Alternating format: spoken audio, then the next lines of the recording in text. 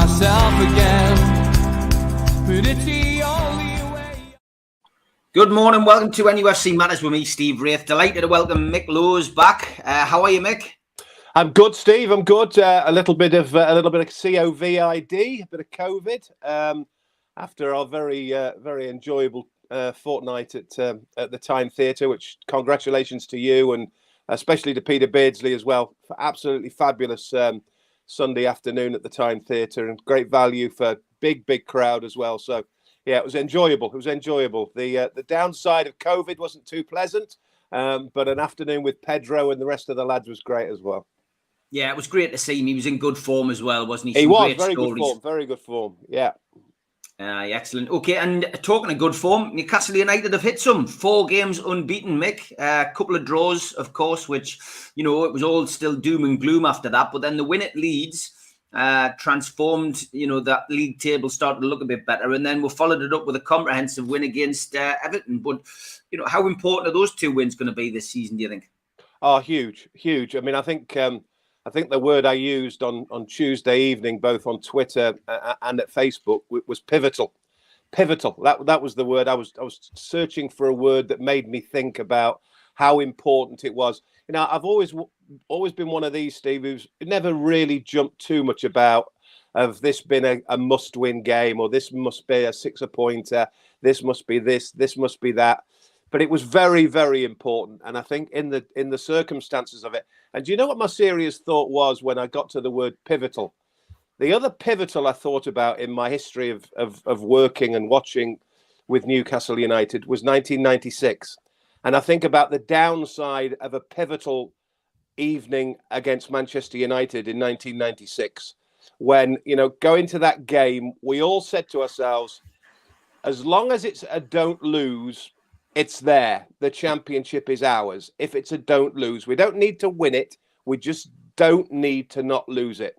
And on that occasion, of course, we lost 1-0 Cantona, and ultimately we know exactly what happened. And it felt exactly the same against Everton because the scenario is very different. One's at the top end, one's at the bottom end. But the same scenario is again whereby what we're doing is we're breathing on Everton in the same way that Manchester United were running and trying to close the gap on Newcastle United. And that particular evening, if we all remember it, Manchester United went away that day and thought, do you know what it is? We've got them. They just can't win it. They just can't get through the final post. And that's exactly, sadly, what happened. And ultimately the championship was gone. Manchester United win the Premier League. And that very fateful evening was born to be true. Now, this, I think we'll see this exactly the same. Psychologically, the damage that psychologically Manchester United did that do for Newcastle in 1996, I think we did for Everton. I think Everton are now looking at it. I think we are psychologically in a really good place now. The Leeds United win was, I don't know, you could call it luck, you could call it fortune, you could call it, you could certainly see it as an unseen 3-pointer. But this was important. This was important. And to back on the back of Leeds United with a win against Everton, pull back Everton. So we've gone from 3 to 4 to 3 to 5. I just think it was, as I say, it was almost as psychologically important for the right reasons on Tuesday as it was for the bad reasons in 1996. It's a huge win, Steve. It's a huge win. I think 2 weeks ago I said here, I'm still relatively confident that we'll get out of it. We'll get out of it with a squeak, but we'll get out of it. Now, I don't think I have very much doubt whatsoever that we will get out of it. Yeah, I mean, the new signings have been pivotal. Certainly, as you see, Trippier, it looks as if he's been there for years. And I mean, it would be a big blow if he wasn't fit for Sunday. Target came in on loan, of course, from Villa. Again, just a reliable 7 out of 10. Full back in there. We only saw 2 minutes of Bruno, but the crowd were on their feet. And it's inspiring the players around them as well. I mean, ASM probably had one of these better games in a black and white shirt. Willock, who has been awful this season, although he wasn't hitting the heights that he did last year, he had his best game in a black and white shirt. I thought this season for me, Willock personally, and Lascelles, who is much maligned and criticised by the fan base, and rightly so for some of the performances that we've seen this season. Again, a bit of confidence. He's got somebody alongside him who's talking, cajoling, organising, and he's benefiting from that. And it's just a knock-on effect, and that's why the team seems to be doing so much better, I think. Yeah, I mean, we haven't had the chance because of me and COVID. We didn't really talk about the transfer window, which is pretty much past now anyway, and it's old school, so it's probably not worth talking about too much. Although we could maybe talk about it. But in terms of the performance that evening, as you said there, you could talk about Trippier, you can talk about ASM, you could talk about Lascelles, you could talk about all of these people. But I'll tell you the one person who I thought about more than anybody else, and the guy who I was more impressed than anybody else, single-handedly, just because of the way that I've spent an awful lot of time in the last maybe 2 or 3 weeks, particularly during the transfer window, just watching him, keeping an eye on him, talking about him, just looking at his body language. I was absolutely privileged to spend thousands upon thousands of interviews, thousands upon thousands of hours with managers at Newcastle United. Head-to-head managers, one-to-one managers, not group managers, sitting side by side, eyeball to eyeball, with some of the greatest names, some of the most famous names, some of the most privileged names in world football. Your Keegans, your Sounesses, your Dalglishas, all of these people, Benitez, whatever. And I've been keeping an eye on this fella for the last 2 or 3 weeks because I did get a little bit critical, not so much critical, but I did get a little bit worried of him. I did think about, and I talked, you remember, about the bounce that Dean Smith got at Norwich, picked up 4 wins very quickly. Steven Gerrard on the very same way that he arrived at Aston Villa. He picked up 4 quick wins very quickly at Aston Villa. And our guy had just 1 from 10. But Eddie Howe came to life on Tuesday. I thought it was an absolutely spectacular performance. He's in a dugout next to a guy who's the same age as him. They're both the young future, although Eddie Howe's been around about a bit. But, Frank Lampard on one dugout, Eddie Howe on the other. One's 43, one's 44. Both have bought new signings. Both are trying to regenerate big old football clubs. And I'll tell you what, he's absolutely got it spot on, Eddie Howe. Frank Lampard, poor. Defensively, Everton was shambolic. He's brought Ashley Cole in. He's trying to sort out defensively whether Everton are better. Should he have brought back in Dele Alli at that stage of a game when, quite rightly, brave and balls by Eddie Howe keeps Guimarães on the touchline, keeps Ed Byrne on the touchline. And the reason there was no Bruno, the reason that there was no Dan Byrne, loyalty. That this is the thing I've spotted more than anything else about Eddie Howe, the way that he's loyal to his players. And the one that I thought of most of all, do you know what it was? Here's a story for Steve. 12 months ago, there was a little fella, a young man at Arsenal, who was trying to work a career in Premier League football, who got a call from Eddie Howe's predecessor. Do you want to come on loan to Newcastle United? It's 1,000,000 miles away from North London. His brother is a professional footballer at Queen's Park Rangers. They're a London family. They're a London club. He's in North London. He's thinking, do I go to Newcastle United? The kid is bold enough again to take the plunge. He goes to Newcastle United. He sets the world apart. He what was it, 7, 8 goals, whatever it was. He equals records from Alan Shearer. He almost single-handedly kept Newcastle United in the Premier League. Joe Willock was an absolute superstar last year. Absolute superstar.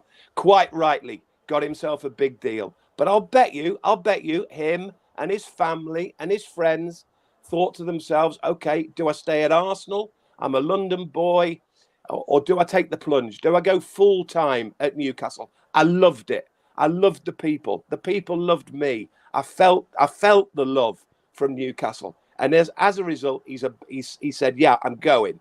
Steve Bruce, connects it, gets him there. All of a sudden, it starts falling apart. We get to the start of this season. He's not scoring goals. He's not playing well. He's picking up the odd injury, right? He gets to Leeds United and he plays well. He plays very, very well. Newcastle beat Leeds United by 1-0.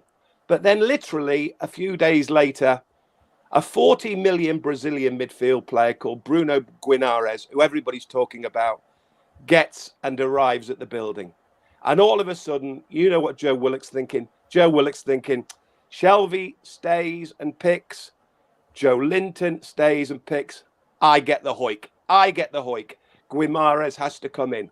What does the top manager do? What does the coach do? He puts his arm around Joe Willock and he says, you young man are staying. You're staying tonight. You're playing against Everton tonight. And I'll tell you what, psychologically, single-handedly, if he was already improving as a manager, Eddie Howe, that one scenario in keeping out Guimarães and leaving in Joe Willock and beating Everton by 3-1 was an absolute, it was a brilliant thing to do. And psychologically and mentally, he's done that power a well of, he's done him an absolute well of good. So fair play. You can forget about Trippier, you can forget about ASM, you can forget about this player, that player, the other player. The winner on Tuesday night at Everton was absolutely Eddie Howe. Great stuff. We'll take a few questions now. We've got a slightly shorter show today because I've got to head out at about 11 o'clock. So Geordie Tuber Live is saying, Director of Football looks like Dan Ashworth. Does Mick have any stories on how good this man is? He's so highly rated by so many, especially his time with England. I don't know him. I've spent a week in COVID, on the phone talking to people who do know him. Clearly the real deal, without a shadow of a doubt. I mean, you don't be essentially England's director of football, call whatever phrase you want to call, goes to Brighton and Hove Albion. People might argue that Brighton and Hove Albion isn't a particularly big football club, but Brighton and Hove Albion are a very, very run well football club. Tony Bloom, the owner, is a very fine guy. Barber, the chief exec, knows what he's on about. They work themselves well. They've stayed in the Premier League. He was at West Bromwich Albion, did very well at West Bromwich Albion. And the fact that Brighton and Hove Albion were absolutely desperate to keep him, tells you everything as well. So, yes, people might say, okay, he wasn't, he's not done a Liverpool, he's not done a Manchester United, but the fella is proper pedigree. And what they need more than anything, and again, in the same way that maybe once upon a time I asked a little question against Eddie Howe, and what do we know about Eddie Howe? Does Eddie Howe going to get Newcastle? Is Eddie Howe going to suffer at Newcastle in the way that some huge managers over the years, the Dalglishers, the Sounessers, couldn't quite kick it in the way that Eddie Howe might? And for those first 10 games when he won, there was a slight question. Likewise against the owners, I've had that slight question about, should we not have put people in place? Have we not had a chief exec? Should we not have had a director of football? Should we not have had a chief scout during the transfer window? But slowly but surely, they're beginning to do it. And they've done it in terms of this director of football with a guy who, St. George's Park, exactly what England created, and they brought him in to do that. And it's about structure, it's about logistics, it's about putting people in places. And if he comes in and does that, that is absolutely perfect. What we need. We need somebody. For 14 years, we had a despotic owner who did absolutely nothing, and poor old Lee Charnley, who got a lot of stick, but was really, you know, he was treading quicksand. He couldn't move enough in terms of this deal, that deal, another deal. So, you know, Dan Ashworth comes in as the right sort of guy. He will introduce other people. I'm sure there will be a chief executive, etc. So this is exactly what Newcastle want. They want people to put into place. And what was interesting as well, if anybody saw Eddie Howe's press conference yesterday, although he didn't want to and he couldn't, because you just cannot legally, as much as anything, talk about the word Dan Ashworth, what he did say was, directors of football are very important to me. This is Eddie Howe. Always had one at Bournemouth. Always wanted somebody to my, you know, to my side, who I can call to, who I can operate with. And the more bodies we have in the building, the better. So as far as I'm concerned, absolutely dead right. Get Dan Ashworth in, get a couple more in, help Eddie Howe, help then ultimately getting a better squad together, and slowly but surely the wheels begin to turn. They're beginning to turn now. They're beginning to turn. It's about staying in the Premier League in May, because I'll tell you something, it could be a very, very different place come next August, Newcastle United. Yeah, 100%. We've got a question on Twitter. You might have seen it, but Colin Summers just said, can you ask Mick, would he ever grace the mic again on the radio? He made you feel as though you were actually at the game. He was a great commentator. No, I wouldn't. No, I have to say, very simple, and I thank very much for the kind words. But you know, I called it a day when I called it a day. And then on top of that, without wanting to make this in some way, what's the word? I mean, there's a very good word. The fact that having had a stroke in November and still getting through aphasia and trying to make sure these words are put in the right order, you know, people might watch this and I'm very grateful to you and the lads for coming here and letting me come on here. But it's not 100%, Steve. And aphasia, you don't beat it. You don't beat it. You know, the standards that I set at the moment in terms of my speaking at this minute in time is an awful lot better. It's hugely better than it was during the stroke, and I'm still working at it. I couldn't be a commentator now, to be honest with you.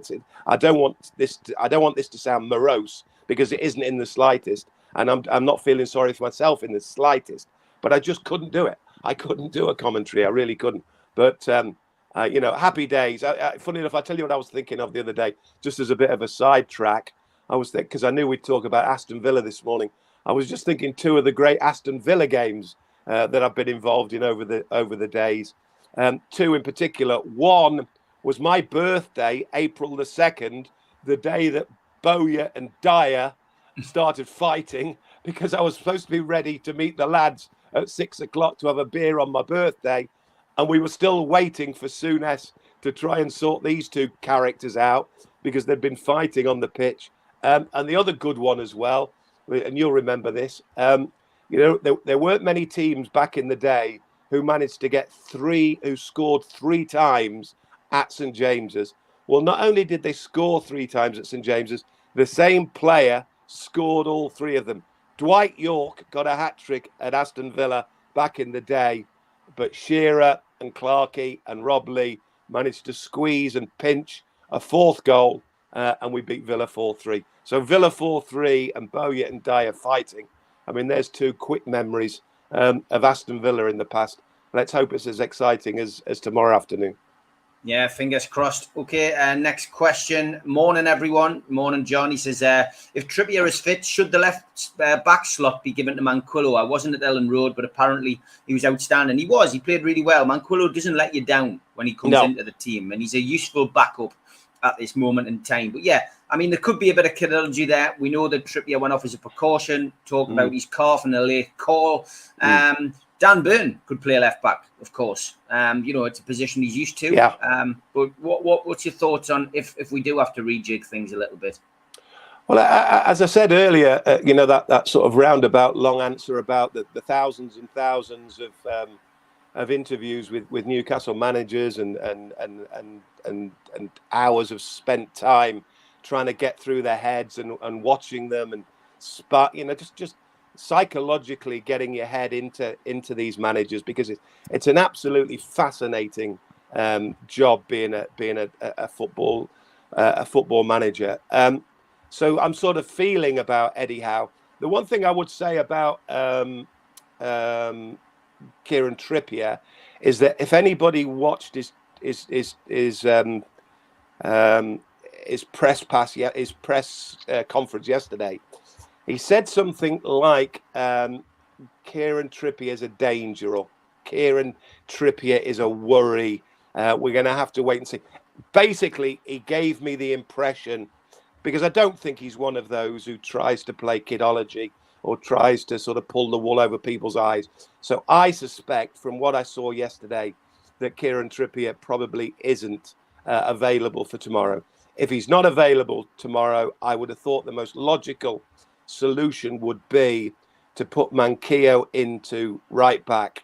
And because, of course, Taggart isn't available at left back because he's an Aston Villa loanee, then I think he'll probably play Dan Burn, who has played left side for Brighton and Hove Albion. Although, of course, Paul Dummett may or may not be available. But going back to the loyalty part with Eddie Howe, I honestly think, regardless of who's fit and who's not fit, if they were all available, if all of a sudden, Taggart was available but he's not, if Trippier was fit but he might not well be, he'd probably go again. Which is what's, once upon a time, hundreds upon hundreds of managers didn't mess about. They just kept players ticking over, kept players psychologically in the right frame of mind. And I think he would look to do that. But I do think Trippier's probably, injured. And I suspect that Paul Dummett might not be fit enough. And therefore, Dan Burn might be the better option at left side. Yeah, I would certainly agree with that. This is an interesting one from the return. He goes, "Hi, Mick and Steve. I'm hearing a lot of Sunderland fans are swapping allegiance to Newcastle. What's your thoughts?" I'm sure this is a wind-up. I've seen this a couple of times, but somebody asked the question, would you accept Sunderland fans into the fold if they decided to leave and come and support Newcastle? This has got to be a wind-up. It's never going to happen. It's never going to happen in a million years. And you would never want it to happen. Absolutely never want it to happen. You would, as I've said many, many times over the years, yes, they are huge rivals. A lot of disliking involved, particularly on a 90-minute Saturday afternoon or a Wednesday evening or a Tuesday evening. But I'm telling you, in my experience and most of the fans I've known over the years, there is very definitely a begrudging feeling that they are proper football fans, that they are, and it's there for the grace of God go I. Here's an interesting one. Talking about Aston Villa, big football club. Sunderland, big football club. But Aston Villa, everybody famously remembers the day of 2009 when they got the bed sheets out. That for some unknown reason they decided to dish the dirt on Newcastle, and they would, get out the Ant and Deck banners, the Alan Shearer banners, take great delight in Newcastle being relegated to the Premier League for the first time in a long time, and as a result, they were a football club who I always had an awful lot of time for. I sort of fell out of love with Aston Villa, and I couldn't love the thought that tomorrow afternoon Newcastle have the opportunity to win 3 games for the first time, 3 Premier League games back to back for the first time since 2018. November 2018, which ironically one of those teams was Bournemouth. But of those 3 teams, I just thought to myself, do you know what it is? People talk about, Aston Villa and this, that, and the other, and they're a big club. Aston Villa weren't even in the Premier League in 2018. So in November 2018, if anybody scoffs tomorrow, an Aston Villa fan, and says, "Oh, look at these Geordies," they're looking to try and build 3 games on the bounce for the first time in 3 years and 3 months. Aston Villa weren't even there. They weren't even there back in the day. So again, going back to the there of the grace, go I. Yes, Newcastle haven't been great for the last few years, but they've somehow stayed at it in the Premier League, which is more than Aston Villa have done. And sadly, and I do genuinely mean this, sadly, because I do think they are proper football fans. Neither are Sunderland, and Sunderland are dropping, into terrible states at this minute in time. They are. John Askew says, Mick, do you think Bruno is the ideal man to deal with Coutinho? Of course, Coutinho went off injured. We're not sure whether he'll feature on Sunday, but is it time to unleash Bruno? He had 2 minutes the other night. He got the fans excited. Yeah, I was thinking exactly about that, Steve. It's a good point, and it's a good point that was made as well, because I don't want to contradict myself really by saying, Eddie Howe, he's a loyal boy. He's been brilliant for Joe Willock. He's done this, that, and the other. But sometimes maybe you just have to maybe up the ante a little bit. And in Coutinho, you've got a really top game, a real top player. Now, do you then, as I say, put in Guimarães and think to yourself, maybe we go like for like, maybe we go top level players. But at the same time, I still think Guimarães, he will improve at the fact that he's had another 2 weeks on the training kit. He's had another bit of time looking about the place, acclimatizing the place. And also you've got John Joe Shelby and you've got Joe Willock, who are playing well at the minute. They're hungry at the minute. Yes, Coutinho is an outstanding player, but they can get about him. You can get about him. And the thing is as well, you have the option of plan B with Guimarães. He's fit. I'm not sure whether Dele Alli was ever fit enough or whether it was ever the right decision for Frank Lampard to throw him out against Everton. But it's softly with Guimarães. And that's fine. That's fine. You're winning games of football. And the other thing I thought as well is, so again, going back to this, I took a degree in psychology back in the day, and I love the whole psychology about football and just about life in general. And I'm thinking about tomorrow, and without any disrespect whatsoever, we're not talking, Steve, we're not talking about a Brentford or a Wigan or a Burnley or a Norwich or these sorts of teams. We're talking about potentially winning 3 games back to back. It's been 3 years and 3 months. But those 3 games can be Leeds United, Everton, and Aston Villa. They are 3 huge football games. They might not be the great clubs at this minute in time. They may not be Manchester United, Manchester City, Liverpool, Chelsea, Liverpool, Arsenal, whoever. But they are Leeds United, Everton, and Aston Villa. And if you're a professional footballer and you sat at home at night saying, we've just beaten 3 of the biggest teams in British football and we're going the right way and we're moving in the right direction, then bang on, keep it going. So, I think the temptation is maybe to bring in Coutinho. I just don't think he will. I don't think he will. I think he'll leave Shelvey, and I think he'll leave Joe Linton, and I think he'll leave Joe Willock, and he'll leave Guimarães on the bench. Loyalty. Yeah, I agree. Yeah, he's not one to change a winning team. I've got to be perfectly honest. Mark says, Mick, have you ever understood why Uriah Rennie sent Shearer off? No. There it was all about him, wasn't it? I know the whole words of the conversation, particularly the conversation between Roy Keane and Alan Shearer, and the choice words that Big Al actually mentioned that evening. But no, not really.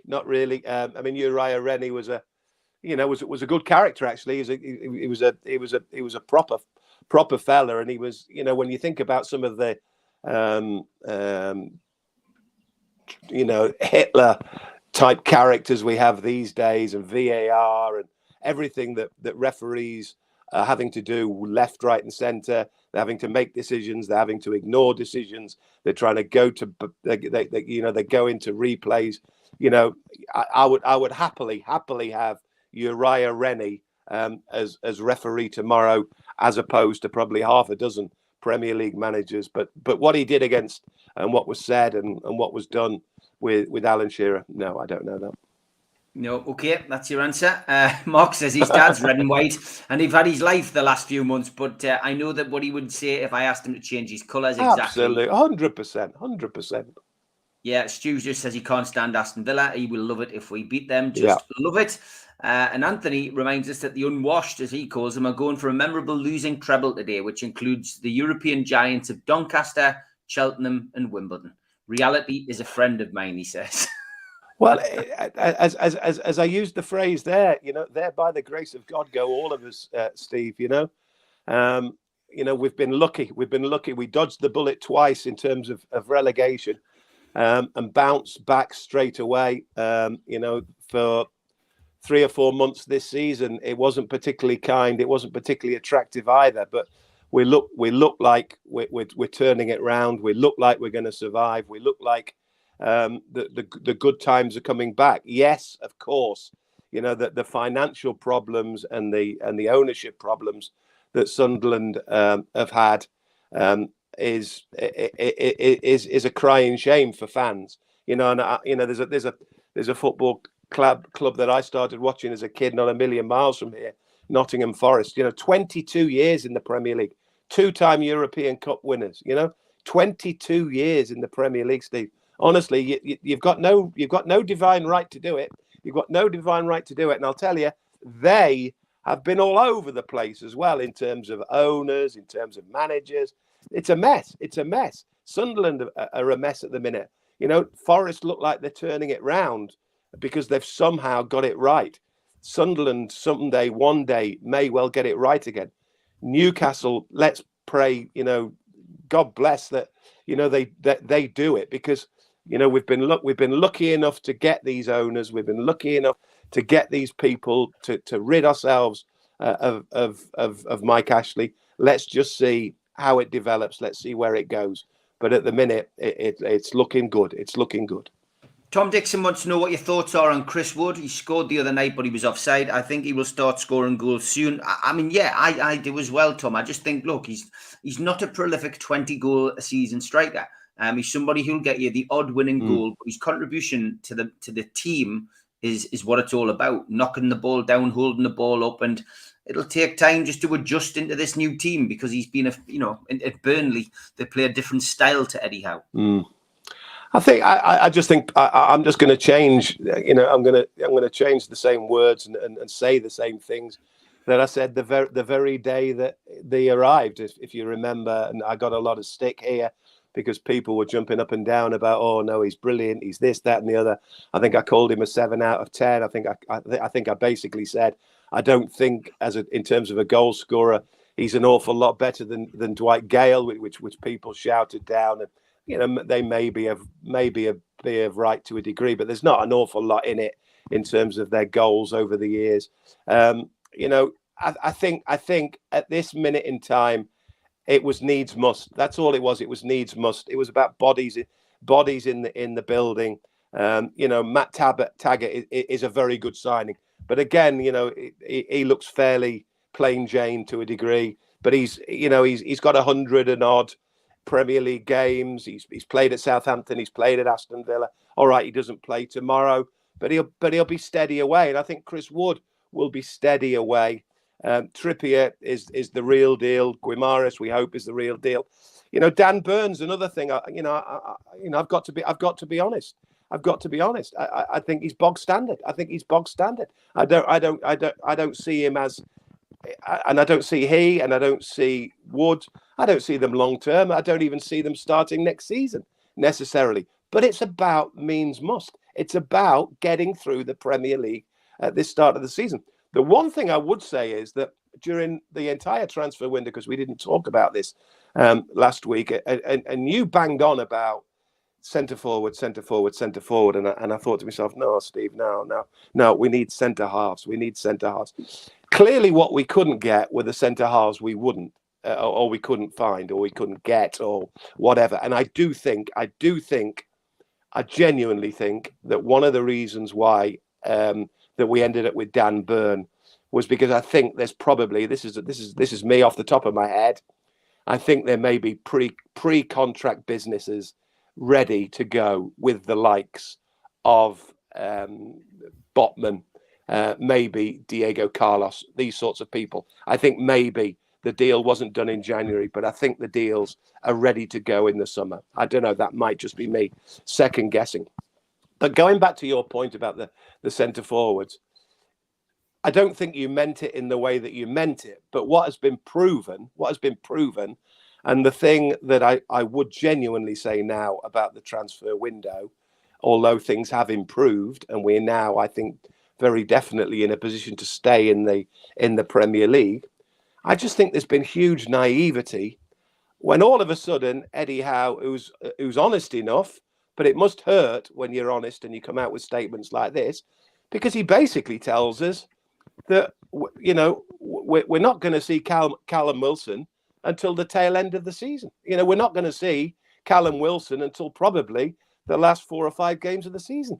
Now, if we knew that medically, if we knew that physically, then I don't care who you get. I don't care if you get Sunderland centre forward. I don't care if you get Wycombe Wanderers centre forward. I'd have got somebody through the building between now and the end of the transfer window, because all of a sudden we are absolutely bereft. I mean, let's talk about the 3 on Tuesday. As positive as it was, Steve, as positive as it was. First half, I thought was neither here nor there, either side. But second half, we were good. Second half, we were really good. ASM was very good. Trippier, outstanding. Willock, Shelvey, Lascelles, good shift, a proper shift. We scored 3 goals. One's an own goal, one's a tap in from about 6 inches, and one's an outstanding free kick. None of them are an open goal from a centre forward. You know, so, you know, yes, we've got 3, but we haven't scored the sort of goals we should really want to score on a regular basis. The sort of goals that we saw Aston Villa score in midweek, who Aston Villa might try and cause Newcastle problems with tomorrow, when Coutinho's running one money, when Ramsey's running another way, you know, so the naivety of not getting a centre forward in January is the one thing I have a problem. Chris Wood will keep going. He might nick a free kick here. He might nick a goal here and there. He might pop a header up from 10 yards. But he's struggling at the minute. Because it's a big shirt. It's a huge shirt. We've talked about this before, about the pressure that he is expecting to oblige as centre forward of Newcastle United. That's a tough gig. It was a tough gig at the start of his managerial campaign for Eddie Howe. It's being a tough gig early on for Chris Wood. Let's see where he develops. But there really, really should have been some sort of help given to him and given to Eddie Howe by the transfer window for a centre forward. Yeah, okay, good answer, mate. And yeah, I agree. I think that, you know, just unfortunate to miss out on getting somebody who can put the ball in the back of the net. The team will just have to adapt, you know, and yeah. You know, 3 goals, you know, no matter how they come, is 3 goals for me, and delighted that we got them. Tomorrow's a different test. You can't keep relying on that, Steve. You know, you've watched football. Everybody watches football. You can nick 1 or 2 here and there, but at the end of the day, the reason people buy centre forwards, the reason why managers put centre forwards on team sheets is because they are the guys who score the goals. These are the guys that score the goals because they do it instinctively. They don't think about it. They don't even know they're doing it half the time. But honestly, when you haven't got one of them, it's very, very hard work for the rest of them to keep trying. Because as much as anything, you know, you need to concentrate on what you're doing first and foremost. You don't want to concentrate about putting the ball in the back of the net because there's no guy there 8, 10, 12 yards from goal. Yeah, if ASM gets injured, not getting a centre forward will come back to haunt us. We keep fit, we'll pull away, is my belief, says Carl. We are united, echoing things we've discussed on the show before. People just don't understand why Dwight Gale is not getting used. I mean, you know, it's an option. It is somebody who he's a body, Steve. He's a body. He's a body. And he's getting paid by the club to play football. Absolutely. And as I said, you know, it was a bit tongue in cheek by saying get somebody from Wycombe Wanderers, get somebody from wherever on transfer deadline day. But you'd rather. I mean, I suppose the side. I suppose thinking about it now, you know, the side of the argument is that once upon a time there was no such thing as a 25, you know, team roster where you had to. So if we got somebody in who wasn't necessarily obliging, we would have to then, you know, knock somebody else out of the 25. But you know, but Dwight Gale's there. You know, Dwight Gale's. You know, it's beyond belief, really. It is, but it's you know, that's what bed we've got to lie in it. Top strikers are expensive, says Jeff. £30 million for Perez, and I mean it is a fact. And I've got to be honest, I'd rather we, you know, if we couldn't get who we wanted, somebody who wasn't the perfect fit, then you know, why you know, go and blow money on somebody if you don't need that. But I think what Mick's trying to say is, you know, getting somebody in, just a youngster, would have been you know, more beneficial. And as you say, Wycombe Wanderers, striker, whatever, just somebody who it's worth a go. Is there anybody in the reserves who's worth elevating? You know, if that's the case. Yano says, I still think the role Wood is playing is work in progress. Players around him are not taking advantage of his flick-ons. It's more than his goals, which undoubtedly will come. And this is interesting because I forgot about Almiron last week. When we were on the show last week with different people, we were going through the list, and I forgot all about him, Mick. Now, that's quite an indictment, isn't it, on this guy? If you forget he's actually available to play. It's an indictment, but you know, without wanting to be overtly critical of Miguel Almiron, was he ever a player in the first place? You know, was he ever somebody who you genuinely thought, you know, we can work on this guy, we can get this guy? You know, I remember famously at the time making the statement about, you know, it's all well and good playing in the MLS. It's all well and good playing in deepest, darkest Tulsa or Reno or San Jose, but that's not Highbury. That's not St James's Park. That's not, you know, he was at a standard that was, you know, nowhere near it, and he came for an awful lot of money again. I'll take the point that I always make. That's not down to the player. That's not down to the player. You know, somebody chose to give Miguel Almiron an awful lot of football. An awful lot of money. But he was a long way. He was a long way short of a Premier League. You know.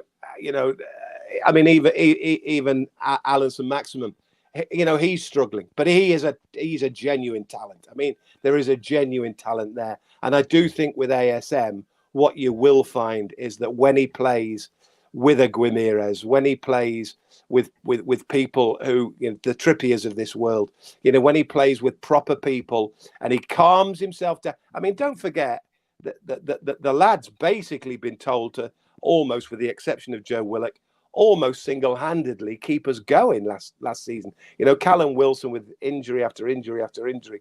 So, you know, ASM hasn't really had the option once upon a time of calming himself down, setting himself down, have a look, have a think, and move the ball on. Move the ball on.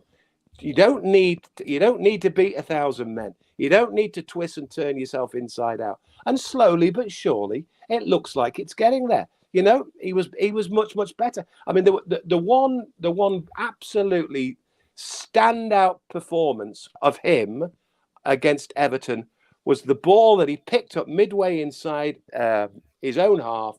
He's probably, midway inside, left-hand side of Newcastle's half of the field. He drifts past 2 or 3. He drifts into centre midfield. And then all of a sudden, he sees Murphy on his wide outside, and he rolls him in. And he rolls in Murphy. Murphy hits the post. We nearly win it 4-1. But you just look to yourself and you think, just do it every time. You know, in a roundabout way. Don't forget, he provides the cross for Fraser's goal. I mean, it's a messy goal. It's a sloppy goal, but it was somehow a cross that ASM has provided for Ryan Fraser. So in the space of Ryan Fraser's goal and a post from Murphy, he's almost had 2 assists in a game, ASM. And if he starts doing that, I don't care if he only scores 1 every month. If he gets 3 or 4 assists for the likes of Chris Wood and for the likes of whoever, then fair play to him. Newcastle United take on Aston Villa tomorrow at St James's Park, 2:00 kickoff live on Sky Sports. And don't forget, me and Malcolm MacDonald will be at the Dog and Parrot at 12 o'clock. Doing a pre-match, and then 4:15 doing a post-match. So get yourself into there. Kids are welcome. They do good beer, good food, and good music. Doubt over Kieran Trippier, of course, which we've already mentioned. Premier League loan rules also mean that Matt Targett can't play against his parent club. We've also got Callum Wilson and Matt Ritchie still unavailable, and neither Paul Dummett or Federico Fernandez are expected to be involved either. As for Aston Villa, as I mentioned earlier, Coutinho did limp off, as did Buendia. Both, could be available though tomorrow. They did have a sending off, of course. Villa again, their 3-3 draw with Leeds. Yeah. Konza was dismissed with 2 yellow cards, which means he misses tomorrow's game. Bertrand Traore will also miss out due to injury. Referee is Craig Pawson. On VAR is Paul Tierney. How do you see this one going, Mick? I think you've got to be confident. I genuinely do. I know they're sprightly. They're attractive. They're easy on the eye. Steven Gerrard, is a player who plays football in the right way.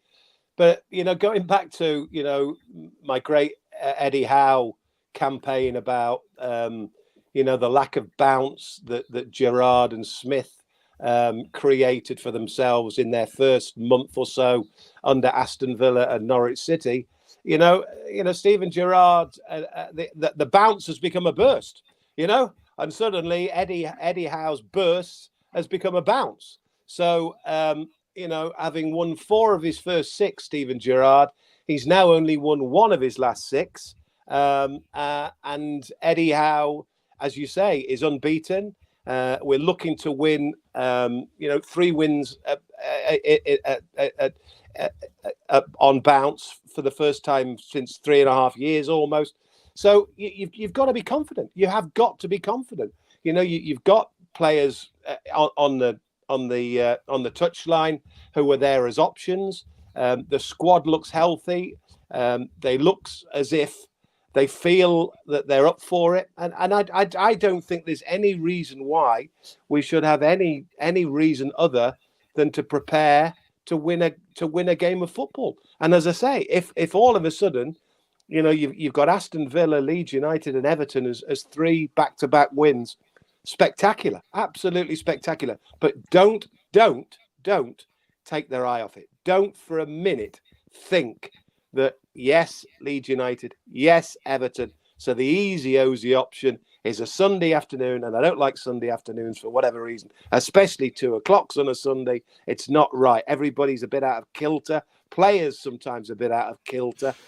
Just prepare it. He does it properly, Eddie Howe. The one thing that, again, going back to his loyalty, he's pragmatic as well. He does things properly. And I think if he does it properly and they do it properly, then Newcastle will win it properly. Okay, well, I've gone for a 2-0, Mick. Yeah, I think there or thereabouts would be about right. I would still put a question against the 0. I really would. I would still be more inclined to go with a 2-1 and even a 3-1 than a 2-0. I think if, and I do think that there's every chance from his body language yesterday, Eddie Howe, I think Trippier's probably not there. And I think obviously Taggart's not there. Now there's 2 big players. I mean, they were outstanding. That's 2 fullbacks there. 2 very, very good fullbacks could both be missing tomorrow afternoon. So defensively, I would not be avert to thinking that we might just concede 1. But I think if we keep playing the way we're playing, as opposed to once upon a time when even if we got 1, we'd score 2. At this minute in time, if we got 1, we're capable of scoring 2 and possibly even 3. Great stuff, Mick. I'll be in touch about next week because obviously I'll be on the early train to West Ham next Saturday. No worries. So I'll be in touch and we'll sort out a time to get together and have a chat about next weekend's game, mate. Look forward to speaking to you next week. And Take you, care, pal. Good luck tomorrow. See ya. Thanks, mate. Bye. Thanks to all our sponsors. First up, Spider VPN for all your internet security. Google Spider VPN. They are the boys to trust. They come up at the top of the Google network search. Thanks also to skipsandbins.com. Telephone 0800 25 45 25 3. Email inquiries at skipsandbins.com. Website www.skipsandbins.com. Easy, contract free and pay as you go. Waste collection.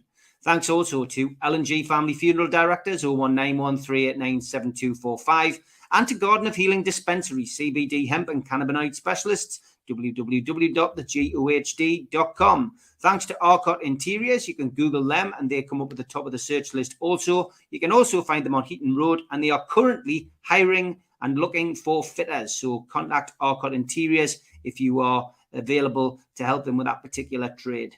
qtechshop.co.uk are the makers of pool tables and snooker tables in Wallsend, Newcastle, and also the guys who run our website. Jab Signature, you can find them at jabsignature.co.uk. Thanks to Media Arts for all of our video editing. And thank you to newworkwear.com, the specialists in the supply and branding of clothing for the workplace, for providing me with my new jacket. And if you want to subscribe to the show, hit the Newcastle Legends logo in the bottom right-hand corner and you can subscribe for free.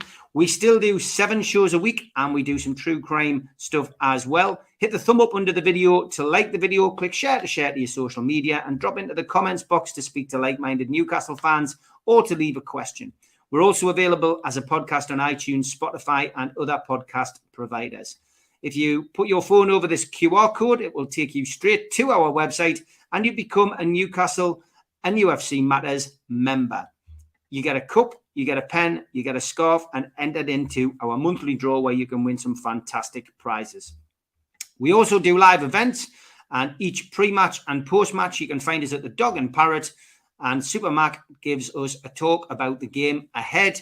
There is good beer and there is good music and there is a pool table and kids are welcome. So get yourself along to the Dog and Parrot each match day in Newcastle City Centre.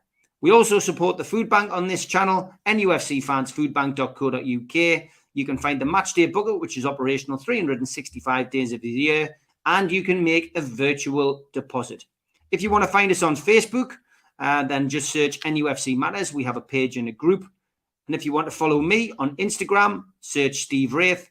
And if you want to follow me on Twitter, search @Steve Wraith.